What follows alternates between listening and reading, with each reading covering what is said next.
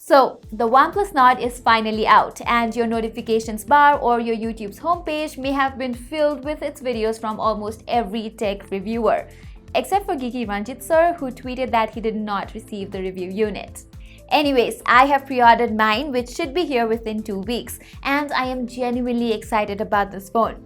Yes, I know that I am yet to check out the phone by myself, but if you look at the overall specs and price, the phone seems spot on. Also, yes, I know there are plenty of other great phones in the sub 30,000 Indian price tag, but none of those devices offer what the OnePlus Nord has to offer. For instance, I have the Samsung Galaxy A51, A71, I have Xiaomi's Mi Note 10 Lite, I have Vivo's V19 and Oppo's Reno 3 Pro, and all of these devices are priced in the upper mid-range price segment. What all these phones have in common is the Super AMOLED screen.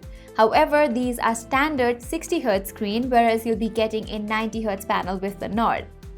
Similarly, I think the choice of chipset by OnePlus is spot on as well. They have decided to go with the Snapdragon 765G, which is not the most powerful, and they could have easily gone with the Snapdragon 855 Plus instead. But I think the company has opted for the 5G capable Snapdragon 765G instead, because OnePlus is launching the Nord in different European markets as well, where 5G is getting more common, like in the UK. There's an optical in-display fingerprint sensor, a decent 4100 mAh battery, and a quad camera rear setup, which includes a macro and a depth sensor for some reason. I am particularly interested to see how the camera performs, as you get a rather dated Sony IMX586 sensor as your primary lens. If you remember, this is the same lens that was used on the OnePlus 7 series and the latest OnePlus 8. And although the computational camera optimization on OnePlus phones have gradually improved over the years, I will be comparing its cameras with the OnePlus 8 to see if OnePlus has provided the same level of optimization on the Nord 2. Usually what happens is smartphone brands try to differentiate their expensive models with their cheaper ones by not providing the same level of optimization, hence the inferior quality on the cheaper ones. I just hope it's not the case here.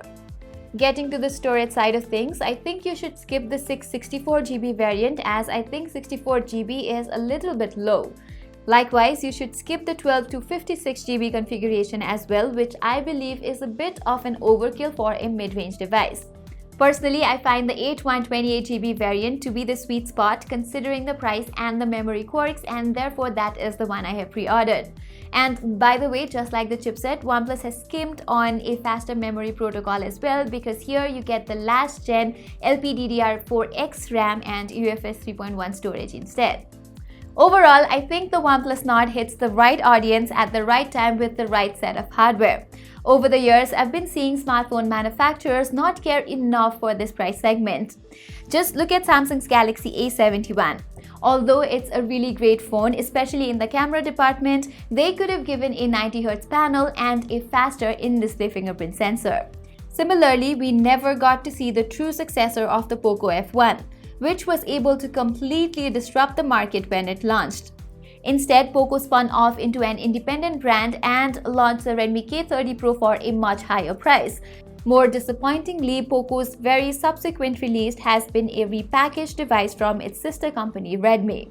Also, brands like Vivo and Oppo are more focused on celebrity endorsements and rabid advertisements rather than providing a decent spec sheet in its offerings, especially in their budget and mid-range smartphones.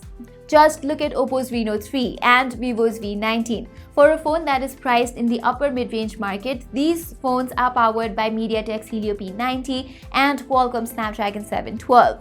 And you already know how terrible these chipsets are to be powered in a sub $400 smartphone. So honestly, I think it is the incompetency of such brands that has created the perfect opportunity, or rather forced OnePlus to capitalize on this segment of the smartphone market. Also remember that even though the OnePlus Nord is an exciting phone, it might not be free of any competition. Maybe in a month or two, Realme and Xiaomi might release some competing devices. Who knows? But for now, I think OnePlus has set the bar high with the OnePlus Nord. So that was my raw thoughts on the OnePlus Nord. Stay tuned for the full review and subscribe to our channel if you haven't already. Saying this is me Pratima taking your leave.